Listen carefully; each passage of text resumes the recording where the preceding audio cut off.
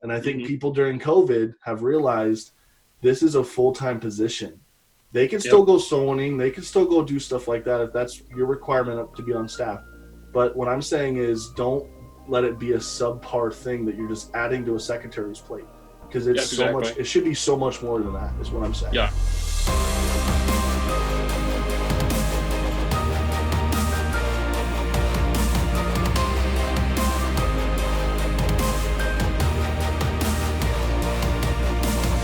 Well, Stephen, thanks for being on this episode of Church Media HQ with us as we continue to talk about this thought, the myths of media. So thanks for joining us.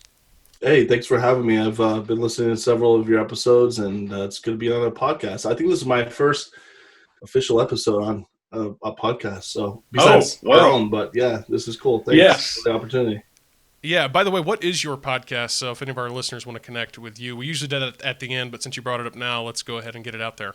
Yeah, so we have a podcast. It's called Take It or Leave It, and it's mainly for, creative individuals that are in the church or helping churches, and but really we talk about a wide range of things. We'll have different guests and stuff on our podcast, and this will be this third season, but the second season we've been able to partner with Pro Church Media, and if you're familiar with their Facebook community and stuff, a lot of designers around the world, and so we're in the middle of recording episodes and different things ourselves, and so sometimes I'm usually the one asking the questions, and so it's a little different change of scenery today.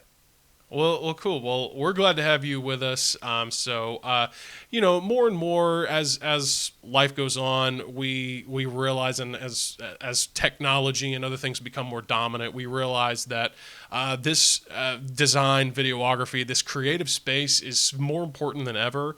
And it's nice to see the church finally kind of catching up and starting to value that as well. And to be honest, there were some classes I took. I was pursuing my master's in design and creative design for a little bit, and then I decided to not pursue that anymore. But the few classes that I was able to take, I'm glad I took them, just because it was on the history of design and of art. And there is so much history. And I know sometimes people think of Catholicism when they think of art, but really beyond that, art has a very deep Christian root. And for some reason, there's been this gap over the last 100 years or so of churches looking down on the creative arts. I think that's a huge mistake. I think graphic design, if you look at how it transcends borders, it transcends languages, it transcends cultures, simply because of the visual aspect. We are visual creatures. And I believe all of us have kind of this appreciation for creativity. And I really believe that goes way back to when God says, I created everything. Like, God's a designer, he's a creator. And so that's in all of us. When he says that he created man and woman in his own image, he is a creator. So all of us have an appreciation for creativity or design or beautiful things, whether they're man-made or God-made. Like, we appreciate those things. And when you're not gravitating towards that, you're really losing and alienating a lot of people. And I really think when you look at graphic design, when you look at web design, when you look at videography, that is a way to communicate to people nowadays. And if the church is not grasping that, I really think it's a huge pitfall. And I think, and I agree, there's a lot of churches coming around the corner with this. And I think that's a huge progressive thing to do in a good way. I know progressivism has a bad name, but that word, it means, moving forward, right? Progressing forward to good things. And so, I think graphic design is very important. And, it's definitely a skill. Not everybody necessarily has that skill, but I think everybody is creative. Everyone's had an idea. Whether how you interpret that is different, right? And even you and me, we're both creative in different ways. You're creative, like we were talking about, from the business side of things. And I may be creative. I hate business side of things. Like, I hate taxes. I hate that stuff. Everybody hates taxes. Just for the record, I hate taxes as well. I wanted to make that clear. Yeah, I like how, when everything is done and it works, like, I like it. But the grinding to get it to that point, like, I hate it. Like, I just so. But yeah, I think graphic design is more than aesthetics. it's communication. And when you get past that and understand what it truly is, like I've created a lot of cool things. When you look at it like, oh man, that's cool. And I've seen a lot of cool things, but very rarely can you find some of that stuff that communicates without words. You hear the phrase, picture's worth 1,000 words. Well, that's true. I mean, I've and working at the church that we worked at for 8.5 years, it was multicultural, multi-ethnic, many languages that were spoken. On any given Sunday, it was 14, 15 different cultures and countries represented. So every time we printed something, it had to be at least in 3 languages. And so the design itself really had to improve every time we did something. It had to speak, because one color in one language or one culture can mean something completely different. And so sometimes we had to do the same design, but in different colors as well. So there was a lot of things like that I think I learned from design aspect, that it speaks so much to people when they see something that is quality driven. It does something to them. Like, I don't know. That's why a lot of times I don't like doing templates. If someone calls us and says, hey, I saw that you did this for so-and-so, can we do the same thing? I usually, before I send it to them, I still try to tweak it. Like, I still try to make it better to where it's not a template, just because I feel like every church, wherever you are, you're unique. You have a unique set of community and people in that community that respond differently. I do stuff for our Hawaii clients that I would never do for someone in Pennsylvania. Like, it's just not going to come off the right way. So I think, churches also need to realize that. Don't go after, oh, I saw this church in so-and-so part of the country did this, and it was really cool. Well, you got to really understand, like, is this going to really work for your community? And that's really what we try to help, people that we work with, is not just from a design standpoint, but from a practicality and kind of advice-driven way. But I think graphic design is hugely important. And I think we need to get back to the realization that God created art. He created beautiful things. And so what better message deserves a beautiful presentation than the gospel message? And I think we do it a disservice when we have some thing that we printed on our printer at church that is running out of ink, and we're trying to give it to people on a bright flyer saying, hey, this is important because it's on a bright flyer. No, it's unimportant because you didn't take the time to replace your cartridge, and you didn't take the time to plan in advance to send it to a professional printer. There's lots of things that I think go through people's minds. And case in point, when I came to a church here in Ohio, everything was beautiful about the campus, beautiful campus. And I walked on it. Right when I walked into the auditorium, someone handed me an 8-page booklet that was filled with clip art. And I cringed. And I could not think of anything else the rest of the day. I was going to say, you got to love clip art. I mean, I'm sure you're a big fan. I mean, yeah. And with the people that were on staff, the person who was doing it was the senior pastor.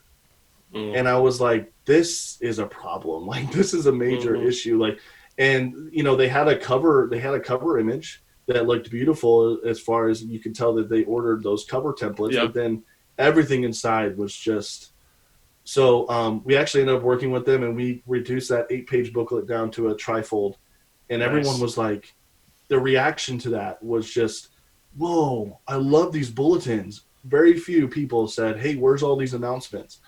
And I'm like, who cares? Like, it may change next week, so I think a lot of it just has to do with, a lot of it's just culture. Like, you just have to break away some of that stuff.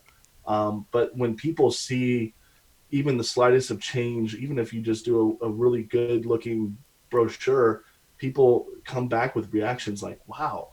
And if you get that reaction, that means something before that just wasn't good.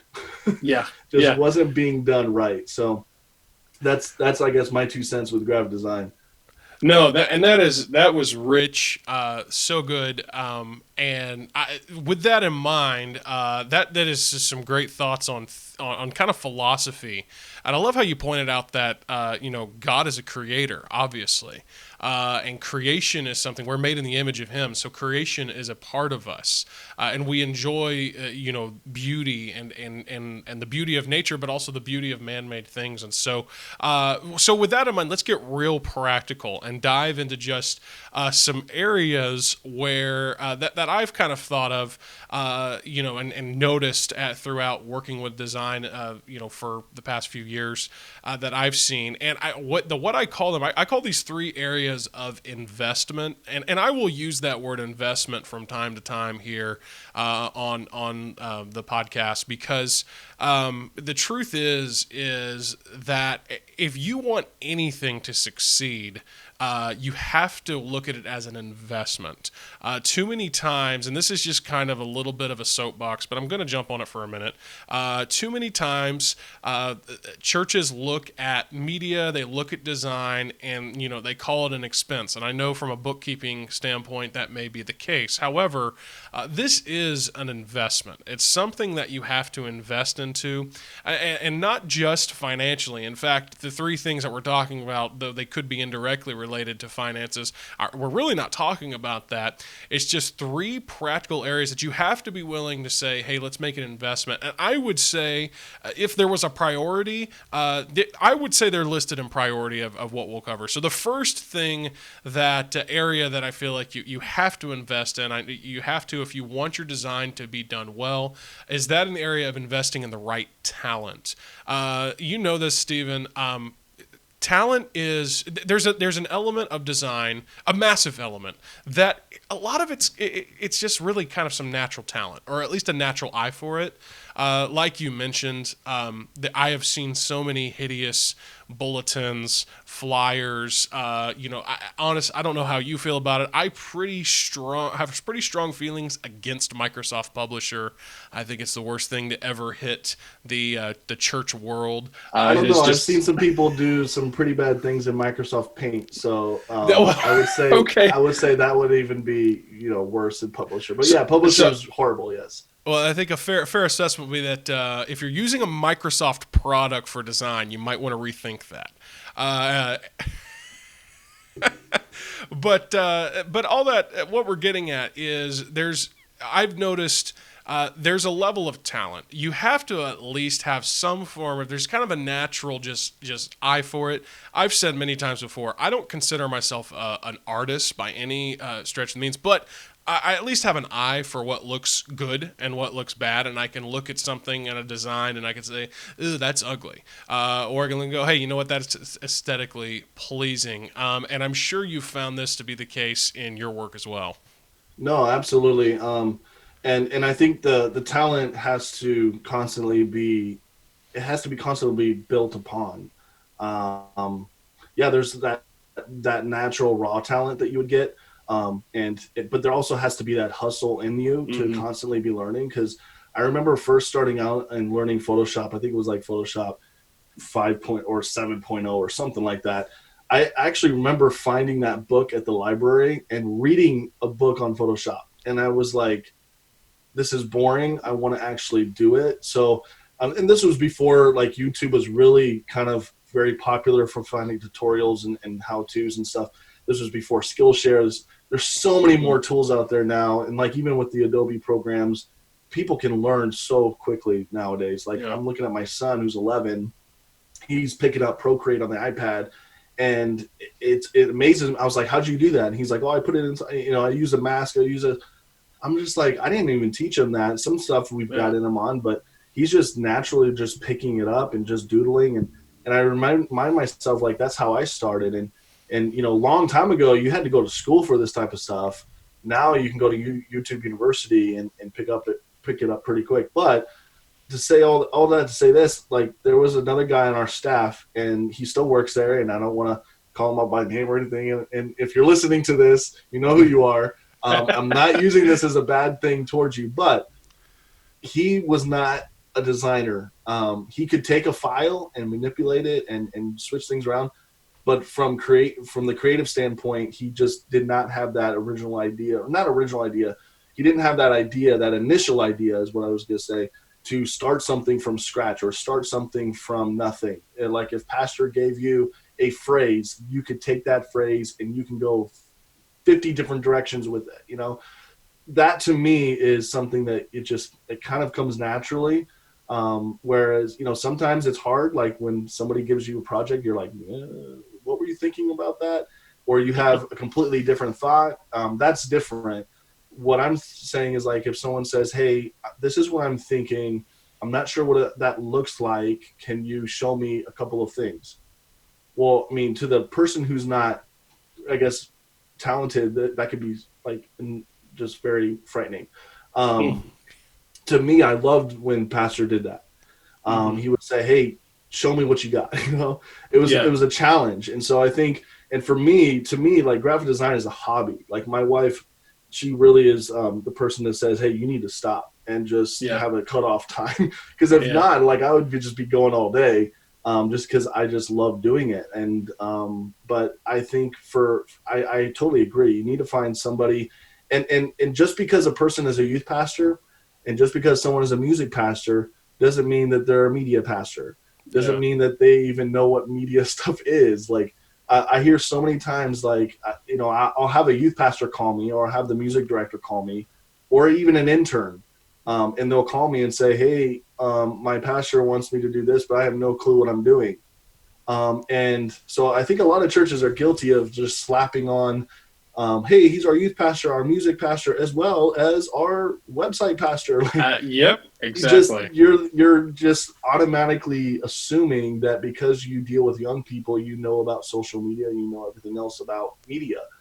And I don't know about you, but I have a lot of people calling me and contacting us like, I have no clue what I'm doing. Like, I hate design. I hate Photoshop. Like, you know, they don't even like doing it. And then we have the other kind who say, you know, hey, I do graphic design on, you know, I know Photoshop. And I'm like, okay, but do you really? Like, you know how to open a Photoshop file. You work on a Mac. You know, that doesn't mean you're a designer. Like, I have several secretaries that work on Macs that have no clue how to do anything. So don't tell me that you're a designer. So I think, you know, first of all, kind of getting past the concept of, hey, there's someone on my staff who's a designer. But are they really? Like, you really need to focus on, do they really have the talent to do it, as opposed to hiring out or even hiring someone full time to do that. And to be honest, a lot of, you know, Baptist churches don't hire someone specifically to do media. It's usually a minor or a sub-minor thing that they are asked to do. And I think that's a huge mistake. And I think people during COVID have realized this is a full-time position. They can still go sewing. They can still go do stuff like that if that's your requirement to be on staff. But what I'm saying is, don't let it be a subpar thing that you're just adding to a secretary's plate, because it's so much. It should be so much more than that, is what I'm saying. Yeah.